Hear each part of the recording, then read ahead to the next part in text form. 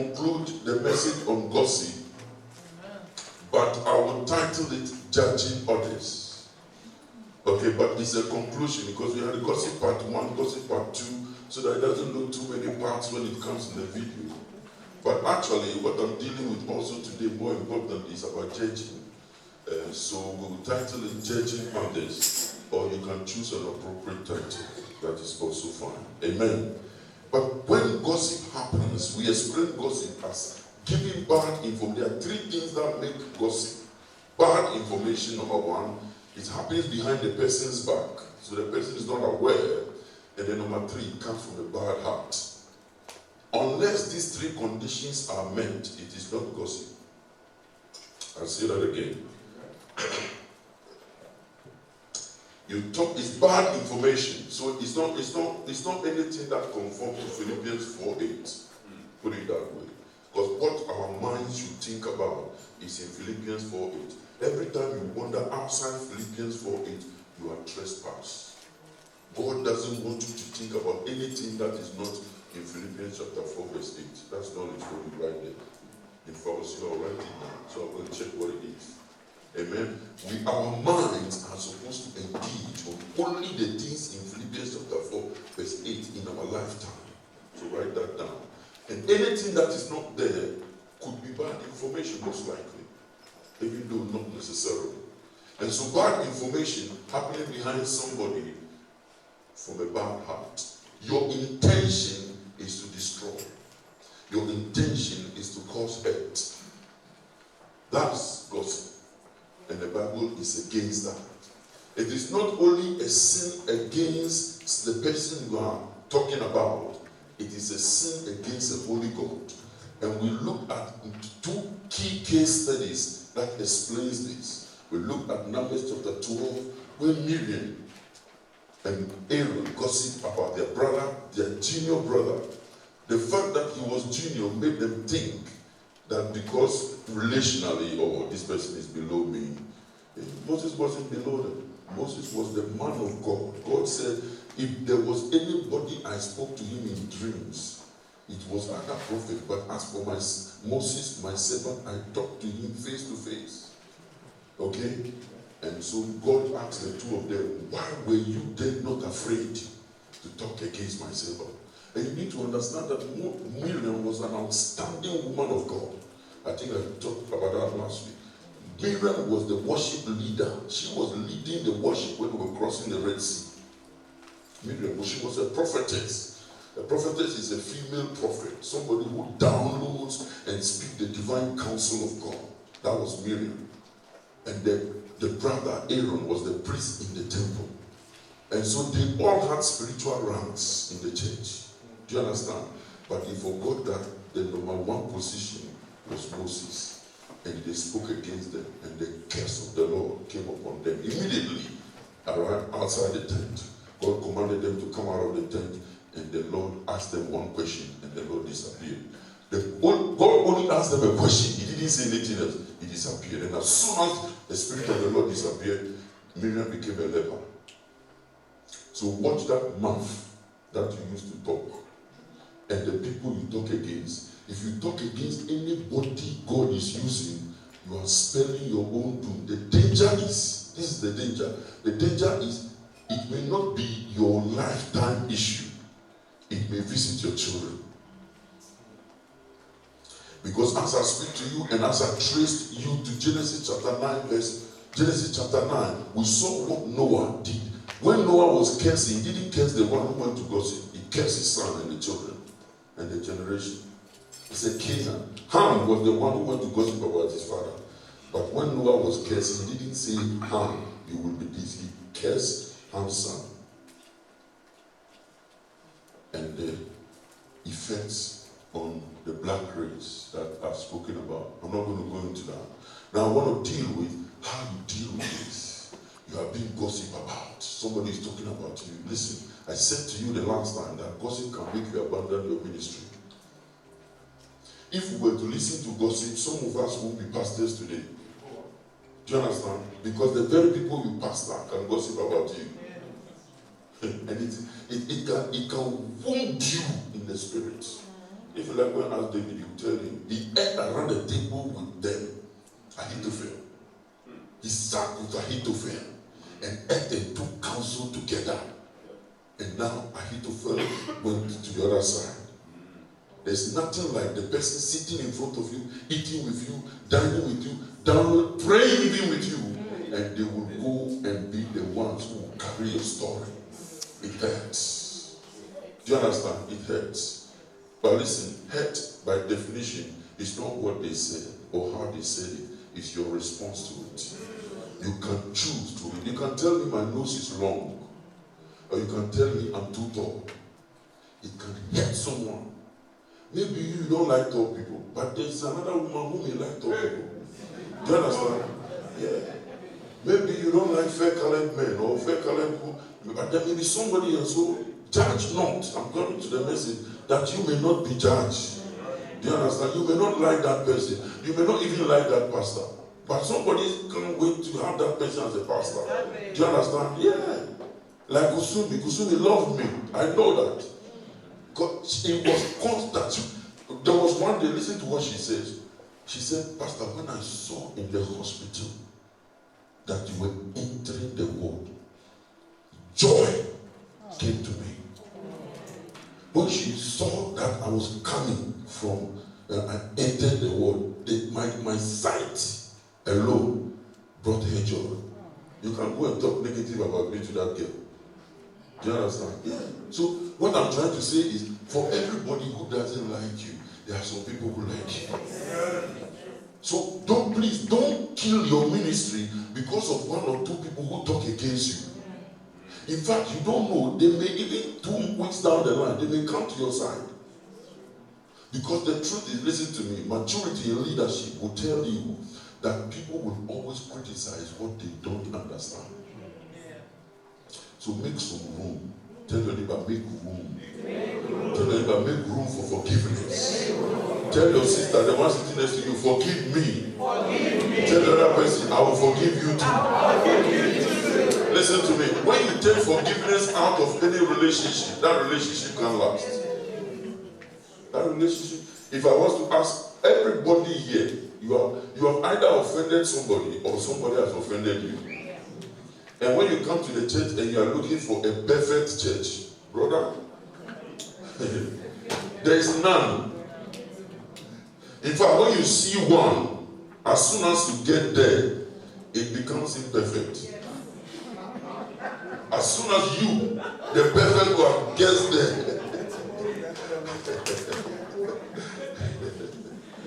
Listen, our perfection is only in Christ. You understand? So, I want to show you how you deal with these things. The first way to deal with it is the Joseph way.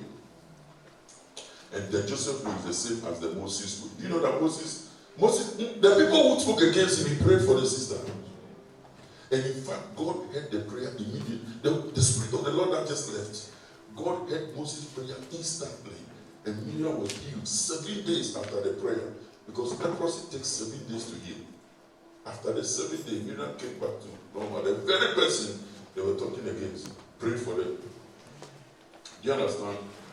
So the first approach is forgiveness. You have to forgive. Tell your neighbor, forgive. Forgive. Yeah. Forgive and make room. That's the first approach to gossip. You heard that somebody has spoken about you. The first approach, forgiveness. Yes. But sometimes, listen to me, depending on the nature of it, you may have to approach the person and let the person know that you are not happy with the way they are going about things. That's Matthew 8:15. Matthew 18:15. Okay? You have to. Because otherwise they will continue and listen to me. Behavior tolerated is behavior repeated. When you tolerate something, you are telling the person that it is okay to continue like that. This scripture says, if another believer sins against you, go privately and point out the offense. If the other person listens and confesses, you have won that person. And then it gives you further steps. that if the person doesn't listen, what to do next. I'm giving you the steps. You have to go and tell the person.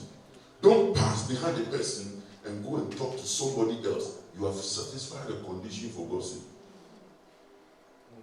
Do you understand?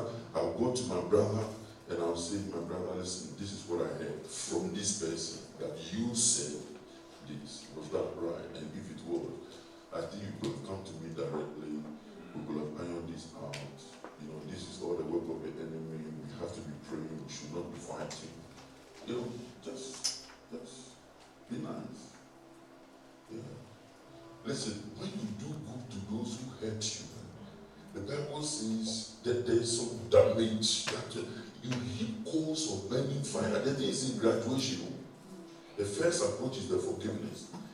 And now, if the person chooses that they won't comply and stop that thing, then I'm going to show you how you escalate it. God, I believe that Moses was operating in Exodus 14:14. Because God said to him, I will fight for you and you shall hold your peace.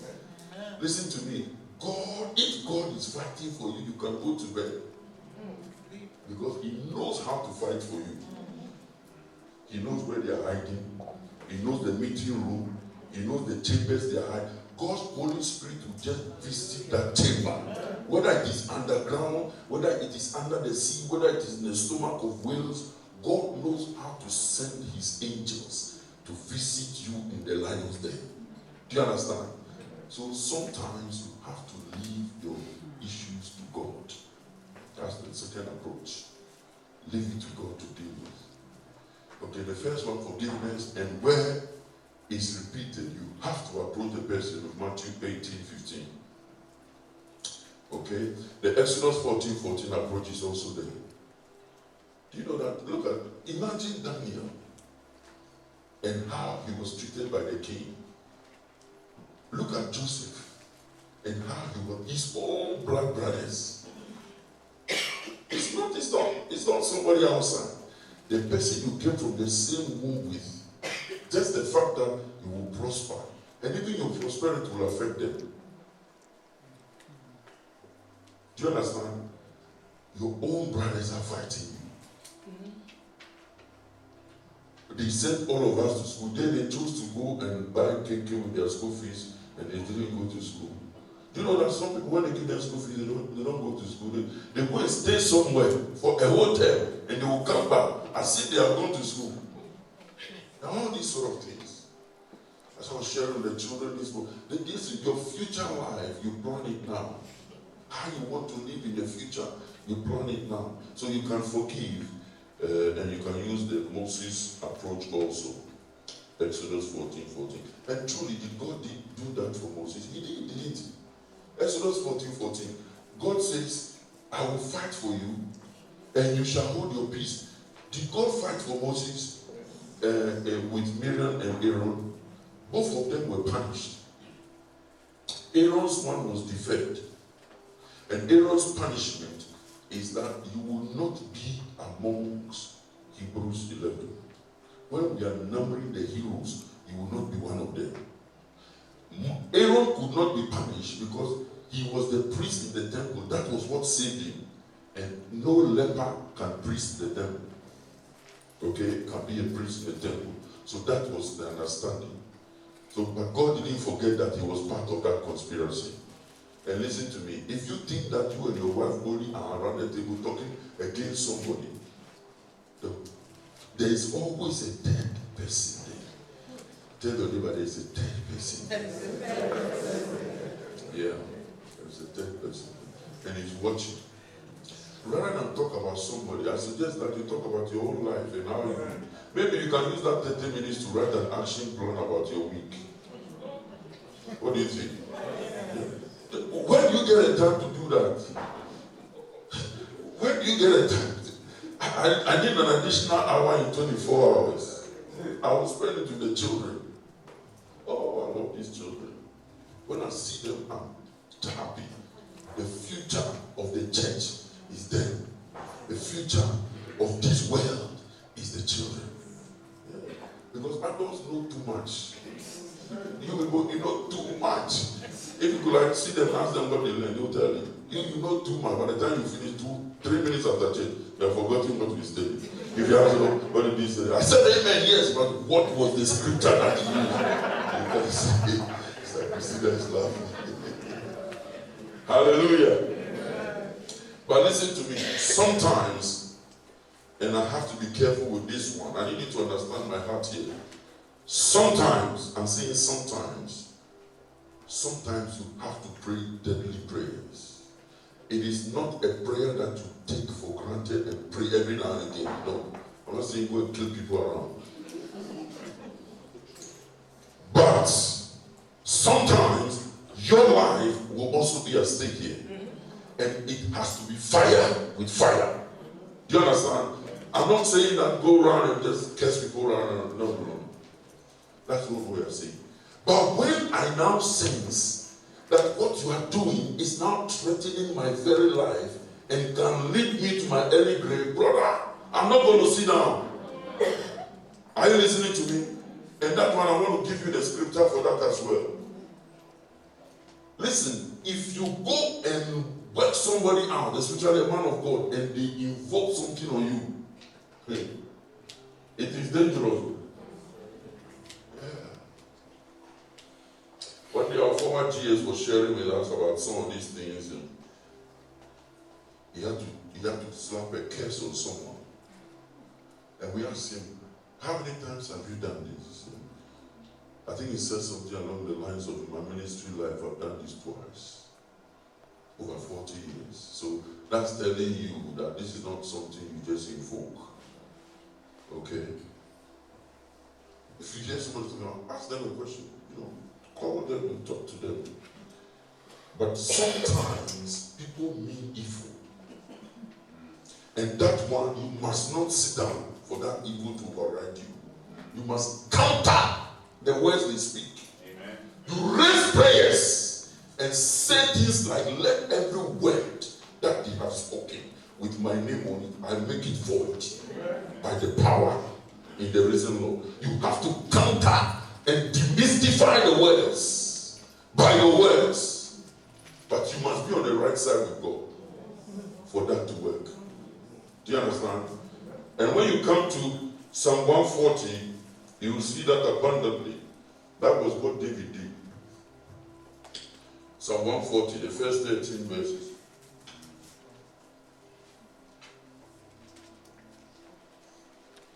David said, I'm reading from King James. He said, deliver me, O Lord, from the evil man. You see, this one, it has escalated. You've spoken to them all. You can see that this one is mischief. They are aiming for your destruction. That's the prayers to go with. Don't worry about, don't have sleepless nights over it. Just work with God on that one. Deliver me, O God, from the evil man. Preserve me from the violent man, which imagine mischief in their heart. Continually are they gathered together for war. They have sharpened their tongue like a serpent. Others poison. Preserve me from the violent man who have purpose to overthrow my goings. The proud have hid a snare for me and caught. They have spread a net by the wayside. And truly they do these things. Amen? Amen. They have set things for me. Said unto the Lord, thou art my God. Hear the voice of my supplication, O Lord. O God, the Lord, the strength of my salvation. Thou hast covered my head in the day of battle. Grateful and not, O Lord, the desires grant not, I've typed something there. Grant not, O Lord, the desires of the wicked. Further not his wicked device, lest they exalt themselves. As for the head of those that compass me about, let the mischief of their own lips cover them. Let burning coals fall upon them. Let them be cast into the fire, into deep pits, that they rise not up again. Let not an evil speaker be established in the earth. Evil shall hunt the violent man to overthrow him. I know that the Lord will maintain the cause of the afflicted and the right of the poor. The last verse, surely the righteous shall give thanks unto thy name. The upright shall dwell in thy presence. 3 things David did in this scripture. Let me give them to you quickly. Number 1, take it to the Lord. It's the Lord who wages the battle for you. Trust in the Lord your God and lean not on your own understanding. In all your ways acknowledge him, he shall direct your path. Listen to me. Sometimes God will not go to the extent of eradicating people. No. Sometimes, look, I've seen people who have lost their position because of what they did. Yes. I'm telling you the truth. Sometimes God will use somebody to remove somebody for your sake. When I was a little boy, I was in secondary school. A director, where my mom used to work,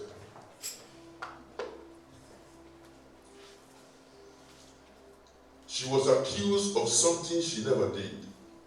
And I'm not saying that because she's my mom. Somebody who thought he was a director general of the authority could sack her. Just like that. And so she was sacked from work. In that part of the world, it is very hard for somebody like her rank. Who will hear your story? No one. But God saw somebody like me there, and God knew a destiny that he has for me. If, listen to me, it was my mom who was paying my school fees. If my education ended at that like year 8 in secondary school, I would have been maybe selling pito on the street or some PK by the taxis in Accra. Yeah. But listen to what happened. I don't know how, I don't know where, but somewhere along the line, this case ended in the office of Jerry Rawlings, who was the president, the head of state, my mother. I don't know how, I don't know where, but this case found its way through someone, through some layers, to the office at the castle in Ghana. And Rawlings, the head of state, for those of you who know that guy was in power then, he had time, put everything up, and went into the case himself. And Rawlings, the head of state, decided that the director general was in the wrong. The head of state ordered public, open-air dismissal of that director general who sacked my mother. And my mother was authorized on air to go back to work with immediate effect. I'm telling you what God can do. If my education had ended there because she was sacked, maybe I would not have been speaking English the way I'm speaking. But I'm telling you, God knows how to fight for people who don't have it. Let me tell you something. When God gives you me, when I'm preaching, I know what I'm saying, you know. And when I'm taking care of children, leave me alone to do it. Because I know what God has done for me. Yeah. That's why I will always like Rawlings. I don't care those who don't like him. Because he has sent me through his way, through the hand of God. Are you listening? For him to authorize my mother publicly, radio, Ghana, that civil servant who was dismissed must go back to work with immediate effect. From today, this director general has been dismissed publicly. Listen to me.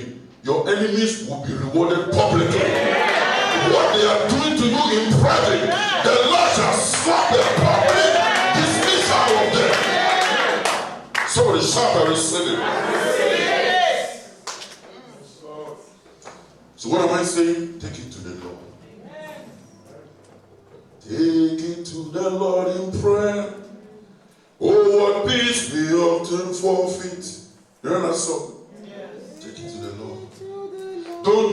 fight by yourself. Doesn't work. Doesn't work. Why would David take this to the Lord? Listen to me. David had a relationship with God. You can't go to God unless you have a relationship with Him. And that's why I always tell you that your greatest strength, listen to me, on this earth is to know that God is with you.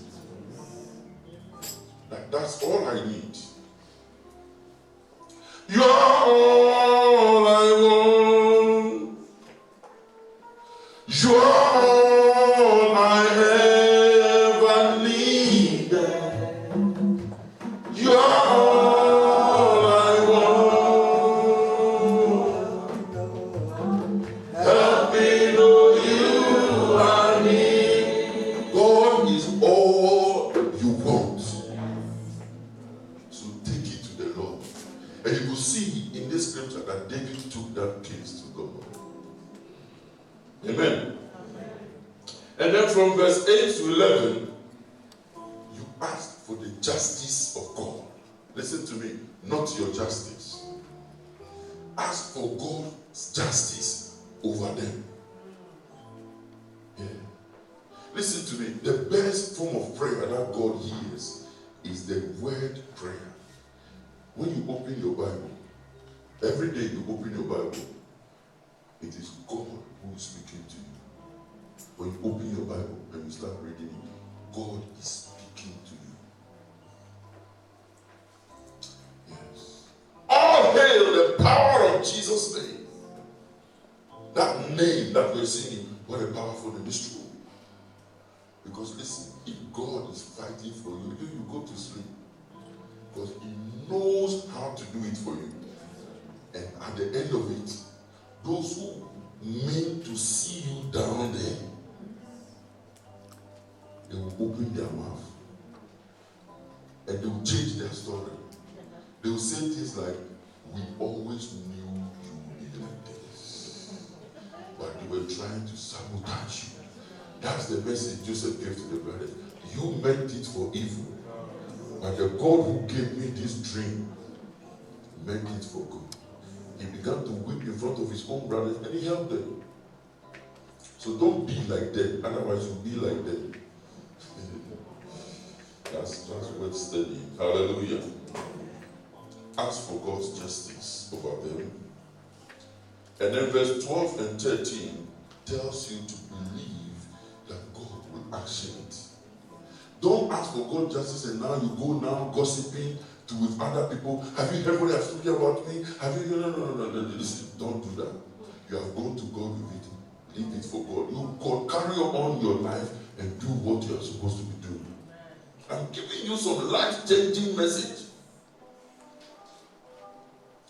If you think about what they did to you and you make it work against you, you have made them win. They don't deserve a space in your brains. Don't give them that space. The one who offended you is sleeping and snoring, changing gears. Brrr, and it changes it. Now when I say these things to make people awake sometimes, it's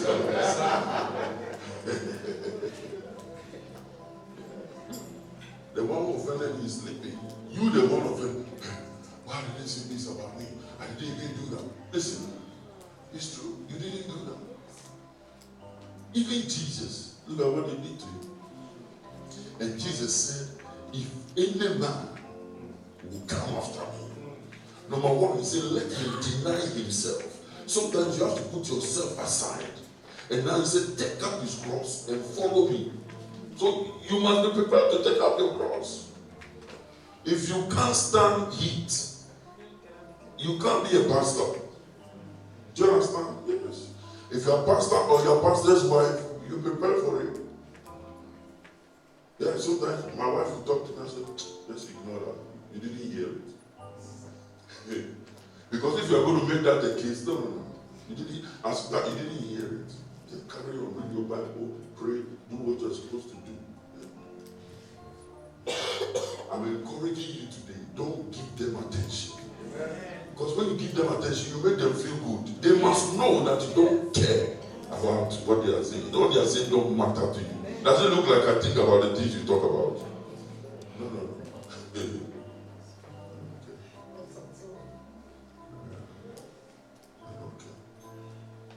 One day I was at head office, I was just minding my own business. And then I don't put in my heart, somebody was going around talking. So, hey, why is this person? It is all out of the spiritual thing I'm seeing. I see these things. I said, what have I done? Nothing. I say, glory. But she's not very nice to me. So. Listen, make room in your heart for forgiveness. Somebody can talk. I had a friend. He did something bad against me. We became very good friends after that. In fact, he introduced me to City University, where I served for 4 years. And he worked out university, Open University for me, where I lectured for 15 years. It was through this friend. He did something, and I had to give it to him hard. And after that, we became very good friends. And some of you may know him, but I won't tell you who he is. But we are good friends now, and we are working, doing in partnership for the things of God. You know, what I'm just saying is, the fact that somebody has wronged you once does not make the person an enemy. Because people will always criticize what they don't understand. If I introduce something new and you don't understand it, you may wonder, Pastor, why is Pastor behaving like this? You know, but it's fine, it's okay. There's nothing wrong with that. My job is to explain myself to you so that you know and understand what we are doing. That's all. If after that you still don't take it, we'll continue to talk. I haven't cursed anybody here before. I don't intend doing one. But if you raise yourself in that scripture, then I will also fire back. Because I'm not going to allow you to take my ministry for granted. We don't give anybody permission here to be rude to anybody. Neither do we give people permission. If somebody misbehaves to us, it's their own attitude. It's not because our church sanctions that attitude. So if you are going to take a decision to stay here or to leave, you should take a good decision. Do you understand? If somebody is not nice to you, it doesn't mean that we are not nice to you. It's that person's individual attitude. We are preaching and teaching for people to come right with God. But in the process, just as you are seeing somebody wrong you, you are also wronging someone. Yeah. Are you with me so far? Come to James chapter 4, verse 11 and 12. Do not speak evil of one another.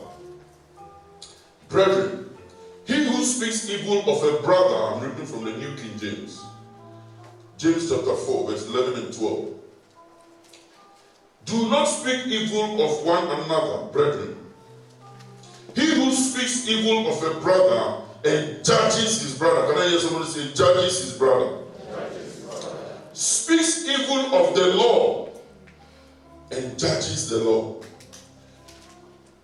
But if you judge the law, you are not a doer of the law, but a judge.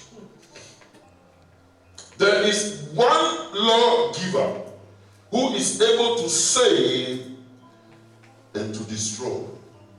Who are you to judge another? Judging others. You are not to judge another. And God is making that abundantly clear. And I want to reflect as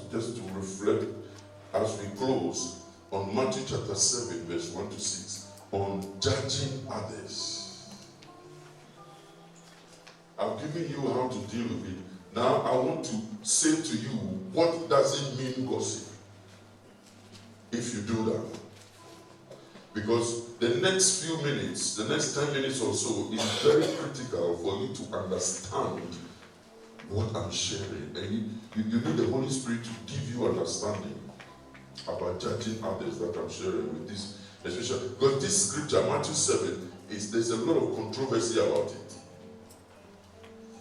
And if we don't teach you here, as I keep saying, the world will teach you. And we don't want the world to teach you that. So let's deal with that. Matthew chapter 7, verse 1 to 6, New King James Version. Judge not, that you be not judged. For with what judgment you judge, you will be judged. And with the measure you use, it will be measured back to you. And why do you look at the speck in your brother's eye, but do not consider the plank in your own eye? Or how can you say to your brother, let me remove the speck from your eye, and look, a plank is in your own eye?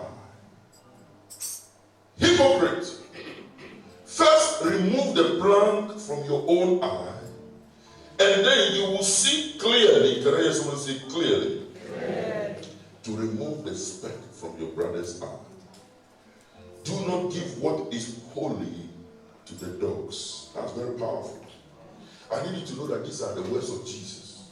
Do not give what is holy to the dogs, nor cast your spells before swine, lest they trample them under their feet and turn and tear you in pieces. Judgment. Passing judgment means you are declaring someone guilty and passing on them a sentence, listen to me, that only God has the prerogative to do. Only God has that sentence right. You don't have that right. So judge not, that you be not judged. Why? That word judge not, and chapter 7 verse 1, judge not, that you be not judged. It means when you judge, you will be judged. Do you understand? Judge not, that you be not judged. In other words, as you judge, you will be judged also. Your judgment of people provokes a judgment on you by God. That's why I said, don't do it. So by not doing it, you have freed yourself the judgment of God.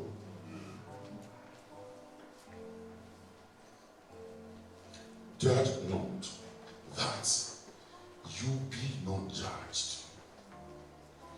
Now this is where we have to context it. What does it mean to judge not? Does it mean if something is wrong, I shouldn't say it's wrong? So we need to understand that word, judge not. Because the truth is, every day we are judging. But it's not all the judgment that fits this. Because when you look in the original translation, it's talking about the kind of judgment that leads to destruction, hurt, and condemnation. And that is why it is very, very important to teach this. Look at Romans chapter 16, verse 17. Romans chapter 16, verse 17, King James Version. Now I beseech you, brethren, mark them which cause divisions and offenses contrary to the doctrine which you have learned, and avoid them. Romans 16, 17, King James. Now I beseech you, brethren, mark them. Can I hear somebody say, mark them? How am I going to mark someone if I'm not subconsciously? That means I know that they are doing something wrong. Because this scripture tells me, now I beseech you, brethren, mark them which cause divisions and offenses contrary to the doctrine which ye have learned. Mark them. Note them. You are not judging them into condemnation. But listen to me. Unless you do this, you can't even bring correction. Is judge not saying we should call wrong right? No. That's not what it's saying. And I'm giving you some other scriptures to help you to understand this. You have to mark people who cause division. And that informs, that means some form of judgment. Even in your home, children, this person will come and tell you something, and they're expecting that you side with them against the other child. So, in some way, you're going to be a judge, aren't you? Looking at the story. But listen, what he's saying is, you must do it right and do it the way God will approve of. I'll give you another scripture. 1 Corinthians 11:19. 1 Corinthians 11:19. But of course, there must. I'm reading from the New Living Translation. 1 Corinthians 11:19. Watch this. It says, but of course there must be divisions among you. Now, you see, when you know these things, when you see it, you kind of like, see, actually, the Bible recognizes that these things will happen. For there must, give me New Living Translation, please. NLT. But of course, there must be divisions among you. Watch this. There must be divisions among you, so that the purpose of that is so that you have God's approval.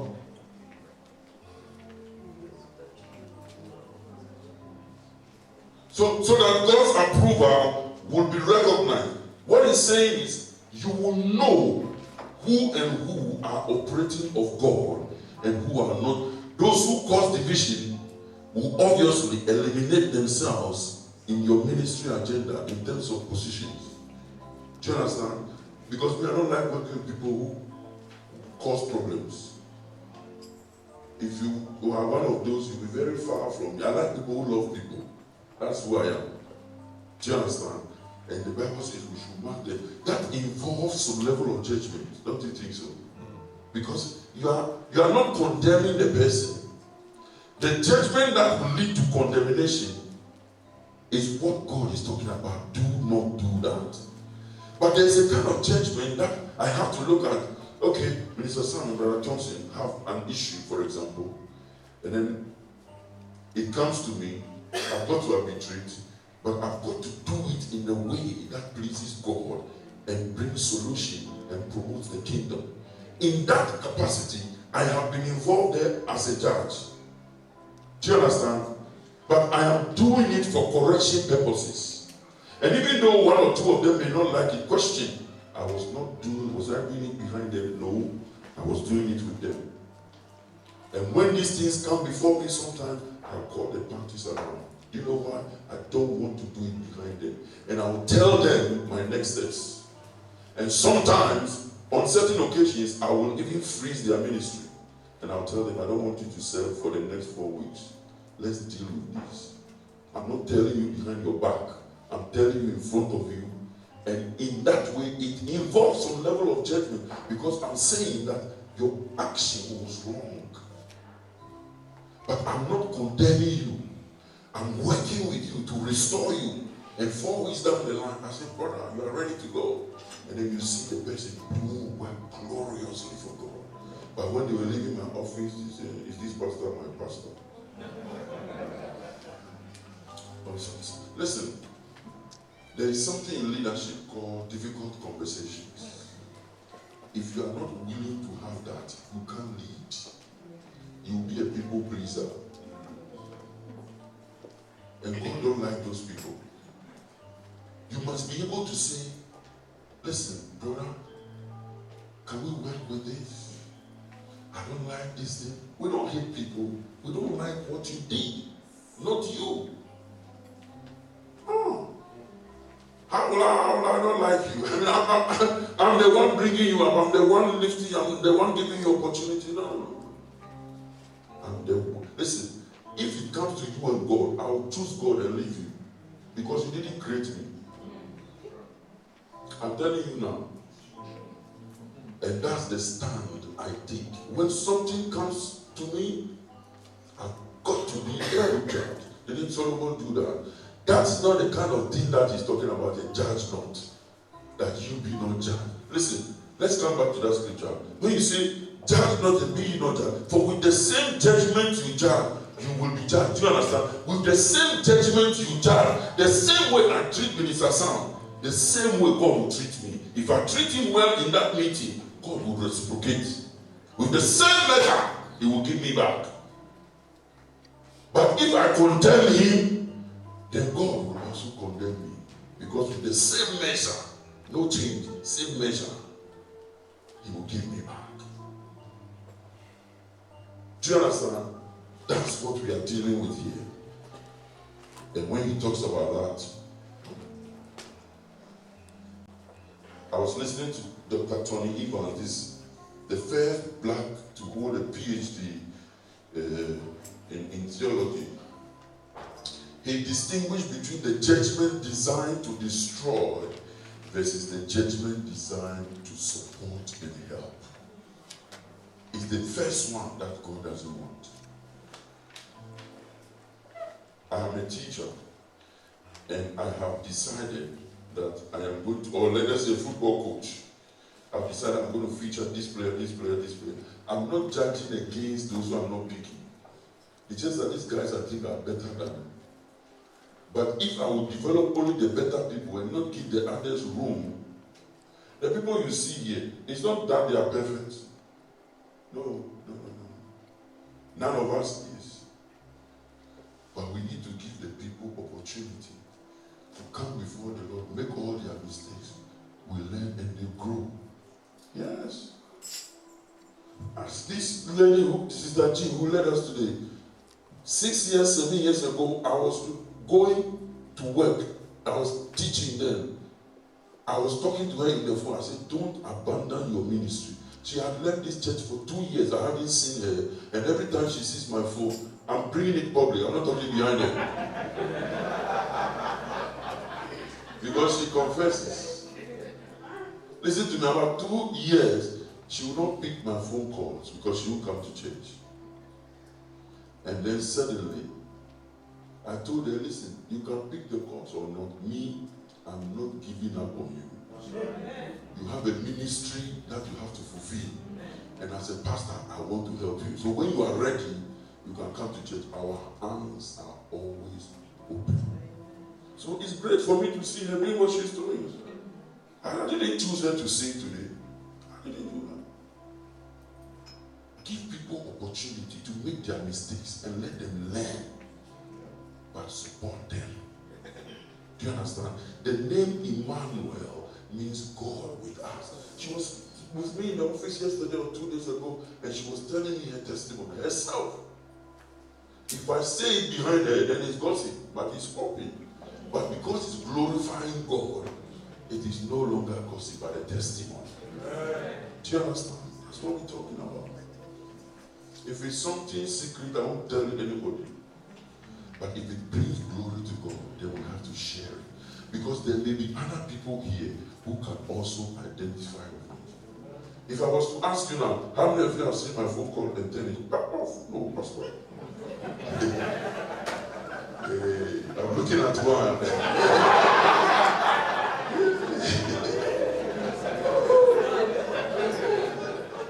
I'm not the bad Grandma, am I a bad guy?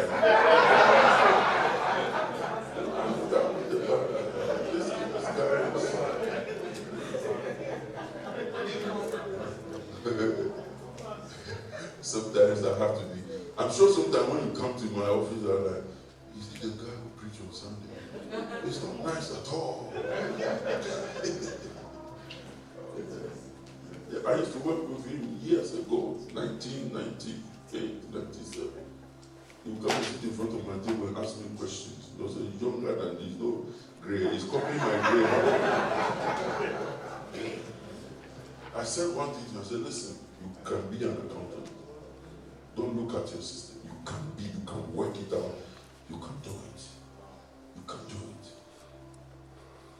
And so he will just come and sit in front. I don't know what he's looking for. He'll just come and sit in front of me there without giving me encouragement. 2-3 years down the line, he came around UK. When I also came here, he came to do it when he was progressing.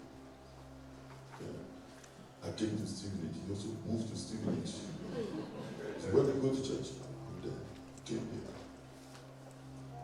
Look at what he's doing now. But sometimes I've had conversations. I gave him some work to do for me this week. Last night he sent everything to me. Oh, well done. I'm going to use it in head office this week. Sort me out. Tell your neighbor you need help. Tell your neighbor don't quarrel with everybody. Because one day you're going to need their help. Maybe next week you need their help. I'm telling you.